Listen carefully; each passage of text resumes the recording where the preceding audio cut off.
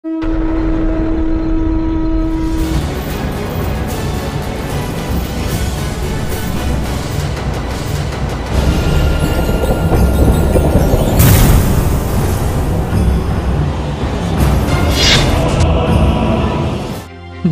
विधानसभा में नमाज कक्ष आवंटित करने बाबूलाल को प्रतिपक्ष के नेता नहीं मानने के खिलाफ विधायक राज सिन्हा की अगुवाई में किया गया हेमंत सरकार का पुतला दहन। झारखंड सरकार के द्वारा झारखंड विधानसभा में नमाज कक्ष आवंटित करने को लेकर और विधानसभा में भाजपा के मनोनीत बाबूलाल मरांडी को विधानसभा स्पीकर के द्वारा प्रतिपक्ष का नेता नहीं मानने को लेकर भाजपा आंदोलन के मूड में है। इसे लेकर रविवार को धनबाद भाजपा की ओर से धनबाद विधायक राज सिन्हा के द्वारा तुष्टीकरण की राजनीति का आरोप लगाते हुए विधायक की अगुवाई में धनबाद के रणधीर वर्मा चौक पर हेमंत सोरेन सरकार का पुतला दहन किया गया और हेमंत सरकार के खिलाफ जमकर नारेबाजी की गई। इस दौरान भाजपा जिला अध्यक्ष चंद्रशेखर सिंह सहित कई भाजपा के नेता उपस्थित रहे। इस दौरान धनबाद के भाजपा विधायक राज सिन्हा ने कहा कि हेमंत सोरेन सरकार पर विधानसभा में विकास के मुद्दों पर, रोजगार के मुद्दे पर चर्चा नहीं कर तुष्टीकरण और वोट बैंक की राजनीति करने का आरोप लगाया। उनका कहना है कि विधानसभा में मात्र 4 मुस्लिम विधायक हैं, वह भी जुम्मे के दिन कम ही शामिल होते हैं और उनके लिए विधानसभा में नमाज कक्ष आवंटित करना कहीं से जायज नहीं है। आज झारखंड सरकार और विधानसभा के माननीय अध्यक्ष जी का प्रतिरोधात्मक हम लोगों ने उनका विरोध किया है पुतला दहन के माध्यम से, क्योंकि जिस प्रकार से जो आवश्यक मुद्दे हैं विधानसभा में उन मुद्दों पर चर्चा नहीं होती। कोई भी विधायक विपक्ष का अगर आवाज उठाने की कोशिश करता है तो सीधे विधानसभा अध्यक्ष मुख्यमंत्री जी के चेहरे को ताकते हैं और वहां से जब तक इशारा नहीं मिलता है किसी भी विधायक को, विपक्ष के विधायक को बोलने का मौका नहीं मिलता। हमारे माननीय नेता आदरणीय बाबूलाल मरांडी जी को जिनको भारतीय जनता पार्टी के विधायकों ने चुन के भेजा है या हमारे नेता होंगे, उसको अनावश्यक रूप से इन्होंने रोका हुआ है।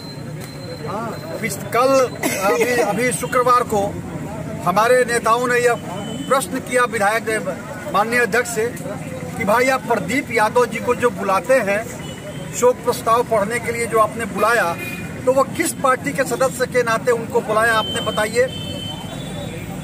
भाई अगर वो कांग्रेस के हैं तो जो परंपरा है कांग्रेस के नेता बोलेंगे, फिर वो नहीं बोलते। अगर वो जेवीएन मानते हैं तो फिर बंधु तिर्की जी को कांग्रेस ने अपना प्रदेश का कार्यकारी अध्यक्ष बनाया, फिर वो क्या है। और अगर वो है, आप मान लिए उनको कांग्रेस का, तो हमारे नेता को भारतीय जनता पार्टी का, जिसने चुनाव आयोग ने दिया कि यह भारतीय जनता पार्टी की तरफ से वोट करेंगे राज्यसभा में, फिर भी उनको नेता नहीं मान रहे। जब सदन खत्म हुआ पहला दिन, उसके बाद पत्र निकला कि झारखंड विधानसभा के अंदर नमाजियों को नमाज पढ़ने के लिए कक्ष आवंटित किया जाता है। यह तुष्टीकरण की पराकाष्ठा है। मात्र 4 विधायक, वो भी 5 टाइम के नमाजी नहीं है, वो पढ़ते नहीं है, वो शुक्रवार को सदन में ही दिखाई पड़ते हैं और अनावश्यक रूप से आप उनके लिए सारे विधायकों की भावना को ठेस पहुंचाते हुए आपने उनके लिए नमाजी कक्ष का दिया। यह तुष्टीकरण की पराकाष्ठा है ना भाई। तो फिर आप दीजिए, हिंदू मुस्लिम सिख ईसाई, आप राम जी का मंदिर बनवाइए, राम जानकी का मूर्ति स्थापित कीजिए, हनुमान जी का मंदिर बनाइए विधानसभा के अंदर। हम लोग भी जाएंगे तो पहले हनुमान चालीसा पढ़ के हनुमान जी को याद करके तब जाएंगे। ऐसे थोड़ी ना होता है। आप नियोजन नीति पर चर्चा, यहाँ के युवाओं को रोजगार नहीं दे रहे हैं, आप झूठे वादे करके 5 लाख लोगों को रोजगार देंगे आए, उस पर चर्चा नहीं हो रही है। अपना मन से कोई भी मनमानी बिल लाते हैं, पास कर देते हैं, हो हल्ला हंगामा में कोई चर्चा नहीं कराते। और इस प्रकार से नमाजियों को आप नमाज पढ़ने के लिए कक्ष बना रहे हैं, ये कौन सा आप काम कर रहे हैं। और इसलिए हम अभी तो भारतीय जनता पार्टी के कार्यकर्ताओं ने विरोध किया है, आने वाले समय में जनता विरोध करेगी। और इस तरह से यह कह सकते हैं कि यह झारखंड मुक्ति मोर्चा, कांग्रेस, आरजेडी की सरकार, इनकी बुद्धि भ्रष्ट हो गई है। यह केवल धर्मांतरण करा के, ईसाइयत ला करके